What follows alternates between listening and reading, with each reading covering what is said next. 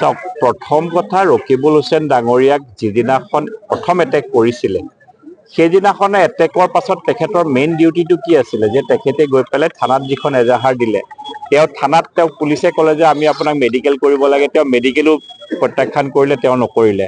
সেইদিনাখন এজাহাৰখিনি যিখিনি ব্যক্তিৰ নাম দিছিলে সেই ব্যক্তিখিনি তাত প্ৰেক্টিকেলি আছিলে।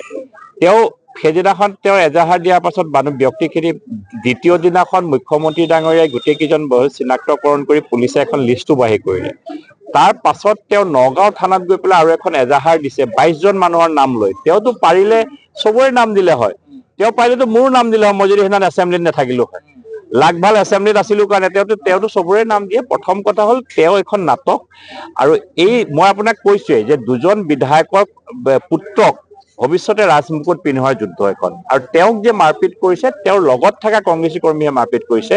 এই মাৰপিটটো একচুৱেলি মোক যদি আপুনি সুধিব যে এই মাৰপিটটো পলিটিকেলাইজ কৰিব বিচাৰিছে, একচুৱেলি মেইন উদ্দেশ্যটো হৈ গ'ল কি চিকিউৰিটি অলপ বঢ়াবৰ কাৰণে নিজৰ মানুহখিনিকে কৈছে যে মাৰপিটৰ এটা নাটক কৰক। সেই নাটকৰহে এইটো একচুৱেলি ৰিয়েকশ্যন মই ভাবো ব্যক্তিগতভাৱে। আৰু দুটা পক্ষৰ দুজন বিধায়কৰ পুত্ৰক কাক অহাবাৰ টিকেট দিব চামগুৰি আৰু ৰূপহীত, সেইলৈহে যুদ্ধ একচুৱেলি। সেইকাৰণে এইটো অসমবাসী ৰাইজক এতিয়া ৰাজনীতিকৰণ কৰাৰ কথা হৈছে। তাহলে চামগুৰি সমষ্টিটো একো হোৱা নাই। চামগুৰি সমষ্টিটো ৰাইজে বিক্ষোভ কৰিছে নেকি? একচুৱেলি 35 বছৰ 10 বছৰ দেউতাক আছিলে, 25 বছৰ আছিলে। 35 বছৰ শাসনত থকা এজন বিধায়কৰ নিজৰ সমষ্টিত পিটিছে ৰাইজে, ওলাইছে, সমষ্টিতে ৰিয়েকশ্যন নাই। যে কৰা এখন ড্ৰামা ৰাইজে বুজি পাইছে যে চিকিউৰিটি বঢ়াবৰ কাৰণে কৰা ড্ৰামা এখন। সেইকাৰণে মই এই বিষয়ে বেলেগে ক'ব বিচাৰো।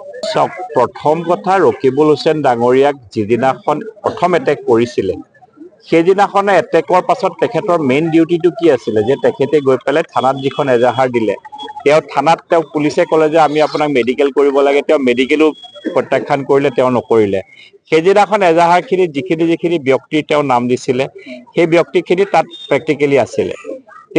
সেইদিনাখন এজাহাৰ দিয়াৰ পাছত ব্যক্তিখিনি দ্বিতীয় দিনাখন মুখ্যমন্ত্ৰী ডাঙৰীয়াই গোটেইকেইজন চিনাক্তকৰণ কৰি পুলিচে এখন লিষ্টটো বাহিৰ কৰিলে। তাৰ পাছত নগাঁও থানাত গৈ পেলাই আৰু এখন এজাহাৰ দিছে 22জন মানুহৰ নাম লৈ। তেওঁতো পাৰিলে চবৰে নাম দিলে হয়, পাৰিলেতো মোৰো নাম দিলে হয়, মই যদি সেইদিনা এছেম্বলিত নাথাকিলো হয়। লাগভাল এছেম্বলিত আছিলো কাৰণে তেওঁতো চবৰে নাম দিয়ে। প্ৰথম কথা হ'ল এখন নাটক, আৰু মই আপোনাক কৈছোৱেই যে দুজন বিধায়কৰ পুত্ৰক ভৱিষ্যতে ৰাজমুকুট পিন্ধোৱাৰ যুদ্ধ এখন, আৰু তেওঁক যে মাৰপিট কৰিছে তেওঁৰ লগত থকা কংগ্ৰেছী কৰ্মীয়ে মাৰপিট কৰিছে। এই মাৰপিটটো একচুৱেলি মোক যদি আপুনি সুধিব যে এই মাৰপিটটো পলিটিকেলাইজ কৰিব বিচাৰিছে, একচুৱেলি মেইন উদ্দেশ্যটো হৈ গ'ল কি চিকিউৰিটি অলপ বঢ়াবৰ কাৰণে নিজৰ মানুহখিনিকে কৈছে যে মাৰপিটৰ এটা নাটক কৰক। সেই নাটকৰহে এইটো একচুৱেলি ৰিয়েকশ্যন মই ভাবো ব্যক্তিগতভাৱে। আৰু দুটা পক্ষৰ দুজন বিধায়কৰ পুত্ৰক কাক অহাবাৰ টিকেট দিব চামগুৰি আৰু ৰূপহীত, সেইলৈহে যুদ্ধ একচুৱেলি। সেইকাৰণে এইটো অসমবাসী ৰাইজক এতিয়া ৰাজনীতিকৰণ কৰাৰ কথা হৈছে। তাহলে চামগুৰি সমষ্টিটো একো হোৱা নাই। চামগুৰি সমষ্টিটো ৰাইজে বিক্ষোভ কৰিছে নেকি? একচুৱেলি 35 বছৰ 10 বছৰ দেউতাক আছিলে, 25 বছৰ আছিলে। 35 বছৰ শাসনত থকা এজন বিধায়কৰ নিজৰ সমষ্টিত পিটিছে ৰাইজে, ওলাইছে, সমষ্টিতে ৰিয়েকশ্যন নাই।